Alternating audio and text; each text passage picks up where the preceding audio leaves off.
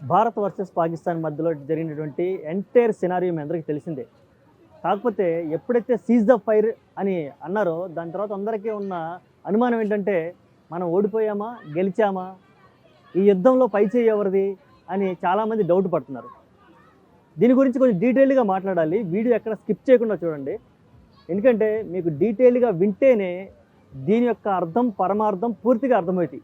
అలా కాకుండా మిడిమిడిగా మీరు మధ్యలో వెళ్ళిపోతే మీకు ఎలా అయితే ఈ ఎంటైర్ సినారియో సగం అర్థమైందో మీకు ఆ సగం అర్థమైంది ఎప్పుడు అలాగే ఉంటుంది.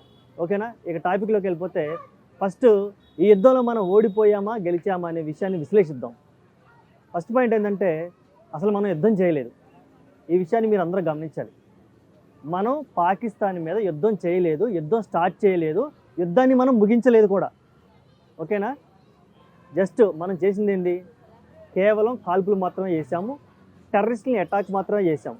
ఎప్పుడైతే టెర్రరిస్టులని అటాక్ చేయడం జరిగిన తర్వాత మరి పాకిస్తాన్ మనకి ఏదో కౌంటర్ అటాక్ ఇద్దామనో, లేదా మనల్ని భయపెడదామనో, లేదంటే వాళ్ళ ప్రజల దగ్గర వాళ్ళు అరే మన పాకిస్తాన్ కూడా బాగానే పోరాడుతుందని ప్రూవ్ చేసుకోవాలి కాబట్టి పాకిస్తాన్ కూడా కొన్ని డ్రోన్లు మన మీద ప్రయోగించడం స్టార్ట్ చేసింది. ఎప్పుడైతే డ్రోన్ని మన మీద ప్రయోగించడం స్టార్ట్ చేసిన తర్వాత మరి మనం ఏం చేస్తాం? ప్రొటెక్ట్ చేసుకోవాలి కదా. వాటిని ప్రొటెక్ట్ చేయడం స్టార్ట్ చేస్తాం.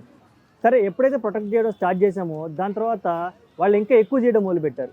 మరి ఇప్పుడు ఏం చేస్తాం? మనం ప్రొటెక్ట్ చేయడం పక్కన పెట్టి దాంతోపాటు కౌంటర్ అటాక్ కూడా దిగాం.